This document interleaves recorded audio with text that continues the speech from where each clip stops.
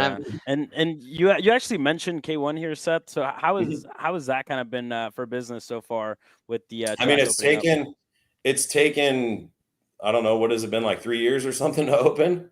So we've Yeah, been just holding about. off, and then when our local track, Cal Speed, shut down, it kind of tanked the West Coast, right?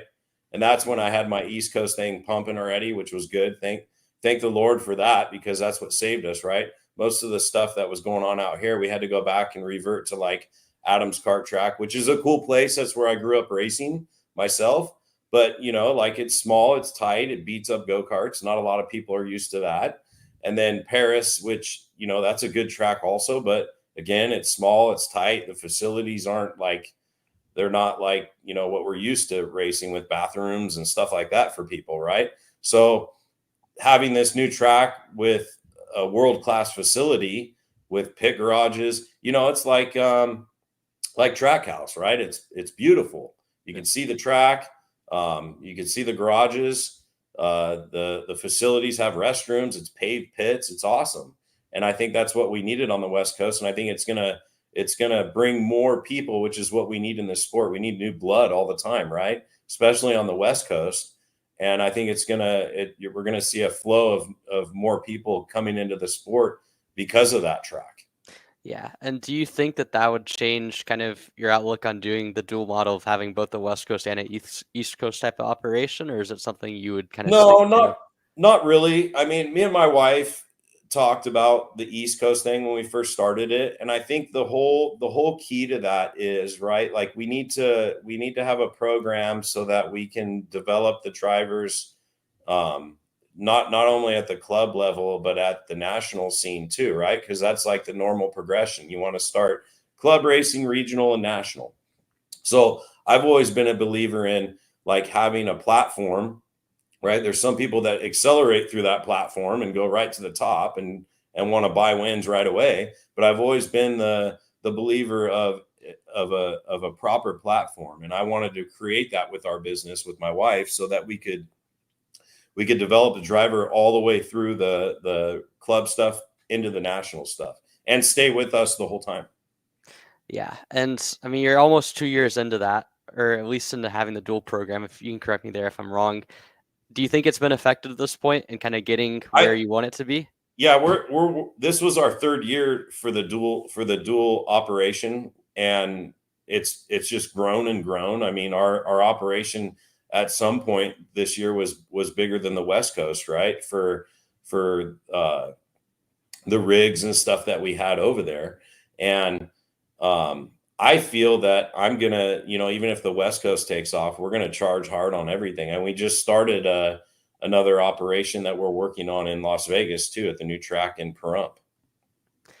So I guess going forward with that as well, do you think that having more national influence on the West Coast would help out you guys when it comes to kind of getting people more involved in your national program, or is that something that is already kind of tapped into on the East Coast side of things? No, for sure. I think that the East Coast, like it just depends on the time of year, right? Like it always bangs off on the beginning of the year in Florida, and that's how it has always been, right?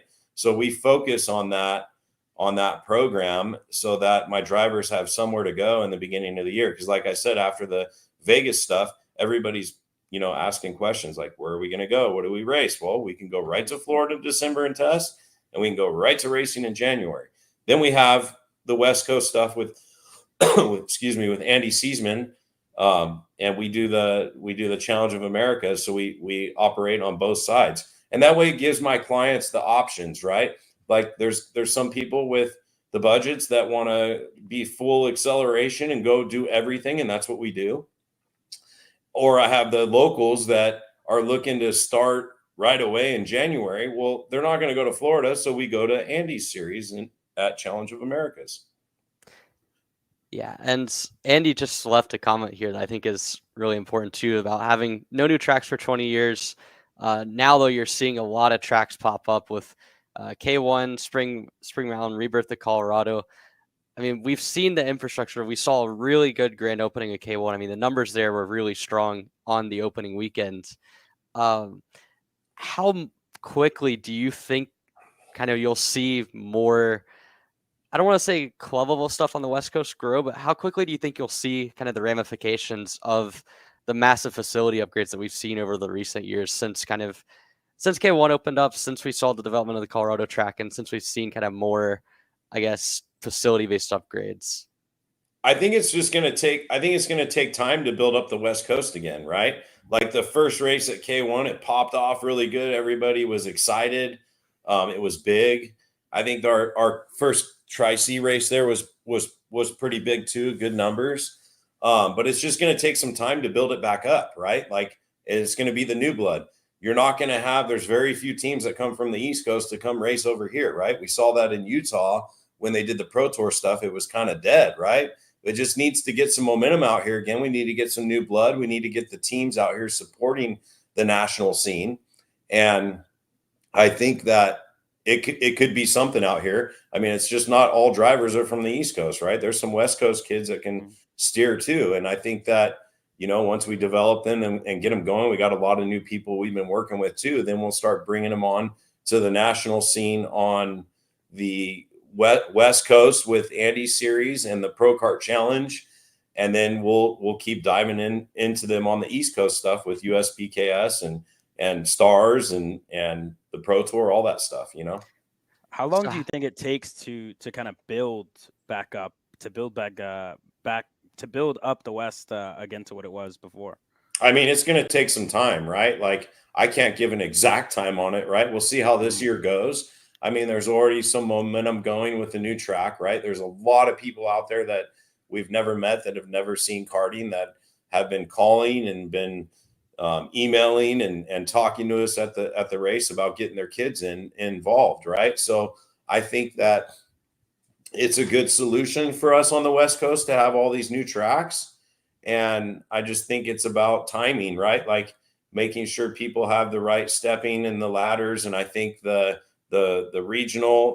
club regional program is what's going to feed that national stuff soon for the West Coast. Yeah, absolutely. And I guess when you look at what has gone on the East Coast and sort of some of the tracks that have developed, is there kind of a model that you think, or I guess like a set of tracks that you feel like would be a good path to follow? Like have we seen, say, like maybe the development from Trackhouse over the years, or kind of the local development on KRA? Is there some kind of like local pathway that you think would be a good replica for the West Coast, or is it something that's going to be kind of unique and something that's hard to model? Well, for sure it's going to be unique out here, right? Like I haven't been to the Vegas Spring Mountain track yet to kind of see that layout, but what I've seen, it being close to the Xplex in Vegas, the old Xplex, which was a great facility and a good technical track, right? So I'm excited to see that. And I think that will help our industry and on the West Coast and help maybe do some national type stuff up there.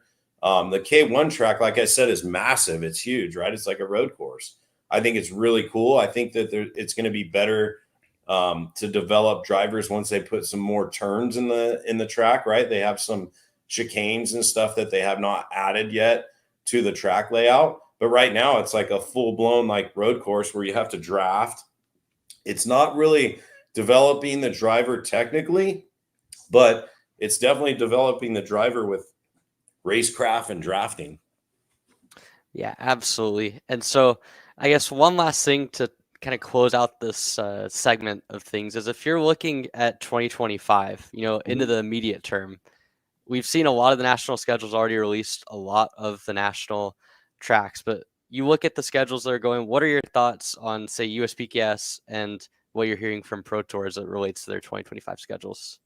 I mean, we're going to go where our I've been a believer in the beginning. I don't pick the series based off.